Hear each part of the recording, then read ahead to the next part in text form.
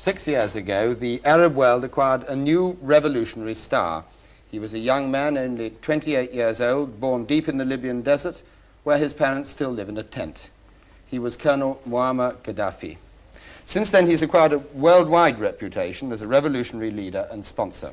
To Western eyes, he seems a deeply contradictory figure, passionately religious, yet the supporter of terrorists. The man who calls for Arab unity, and yet the one Arab leader who continually attacks fellow Arab presidents. Last week, he called for change in the regime in 2 neighbors. He's also backed what he regards as liberation movements in many countries outside the Arab world, including the IRA. Though they may look inconsistent to outsiders, he believes his own ideas to be deeply consistent, and he has pronounced his own worldview in what he's called the Third International Theory, as distinct from communism and capitalism. Do you reject communism? Of course, if communism is the monopoly of ownership by the state, then we reject such a monopoly. We reject monopoly, whether in the hands of the state or of capitalism. And if communism means being neutral in philosophy, then we reject this neutralism because we are believers in God. By the same token, why do you reject capitalism? Can I add to that question? Do you accept that capitalism has successfully industrialized countries and made them wealthy? على حال الأشياء الرأسمالية مرفوضة من ناحية اقتصادية. On the whole, we reject capitalism because it means accepting the monopoly of ownership in the economy by capitalists, companies included. And we reject this because the communism we believe in is about participation, not wage slavery.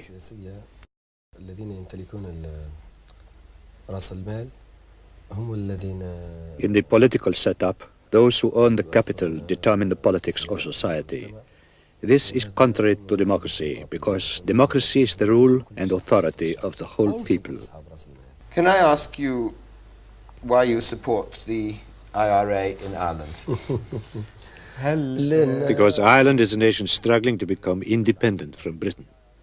I said the IRA because the Colonel is aware, I presume, that Ireland has been independent for decades. إذا كان تعترفون باستقلال إيرلندا. Then if Ireland is supposed to be independent, British soldiers must be in Northern Ireland to colonize part of the country. Could I ask you about one incident which I must admit President Sadat himself told me personally about this summer, and which was written about too, which affected the British, which was the QE2, the Queen Elizabeth liner. He told me that there was one point at which you wished to sink that ship when it was on charter and going to Israel. Was that a true story or was it a false story? What interest does this have for public opinion in Britain? It's a British ship. It's a famous, named after our Queen. What was the ship doing there? It was on charter to take people to Israel. Then it is a part of one party to the hostilities and in conflict with the other party. So you did wish to sink it? I haven't come to that yet. I'm still talking about the ship and its relevance. Your questions show that you don't trust and believe what Sadat said. You might answer me in English on this point, because Colonel Gaddafi, you came to England when you were in the army for an army course for 6 months. And could I ask you what you remember of England and what you liked about it, or perhaps disliked about it? Yes, I attended a course. I have been in England since 1966, from April to August. You had the best months? I was in Beaconsfield, a village called Beaconsfield, in army school.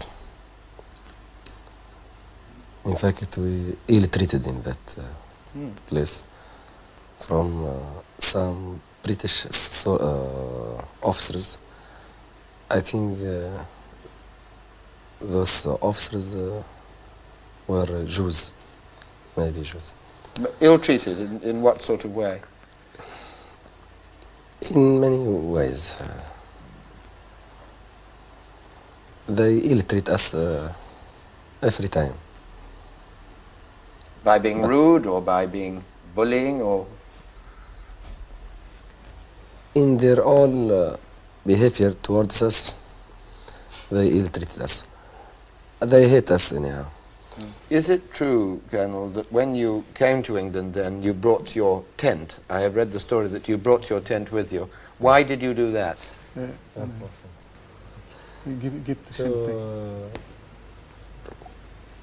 To show the people in England how is our life. We are in tents because of colonization.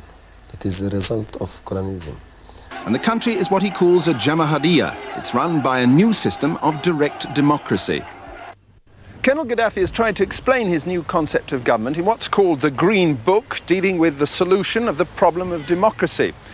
His third universal theory isn't capitalism or communism, but a system of popular committees and commissions who are always referring their decisions upwards. And the Green Book says some pretty remarkable things about political systems outside Libya. Parliaments are described as a misrepresentation of the people, and parliamentary governments are a misleading solution to the problem of democracy. On parties, on page 23, he says, the party is the contemporary dictatorship. It's the modern dictatorial instrument of governing. But perhaps the most significant passage is the very last sentence in the whole book. Realistically, the strong always rule. That is, the stronger part in the society is the one that rules. How can the new form of government you have here in Libya meet the needs of the people when there are no parties and no parliament and no opposition? And no government also. And no government. How is that possible? The authority of people. Some people would say that this is a way of disguising a one-man state. No, vice versa. It is the opposite. It is the people replacing one man. How is it possible for this country to be governed without a parliament, without a government, without parties, without an opposition? Is it not true that you yourself still have ultimate authority here? Through popular conferences, popular committees and syndicates, and the People's General Conference. This is a direct democratic way. But we don't blame the people in other countries, for they are governed by the tools of dictatorships. You cannot imagine that there is a country with direct democracy, or that there is a people's authority in the world. But it suffices that we are the first Jamahariya on earth, or the only Jamahariya in the world. But when Sadat started peace overtures with Israel, he became, in Gaddafi's eyes, a traitor to the Arab cause. Sadat, in turn, called him the lunatic of Libya. I have no personal feud with Sadat. But when he calls you something like the lunatic of Libya, how do you feel about that? He is not a doctor, and this indicates that he himself is a lunatic.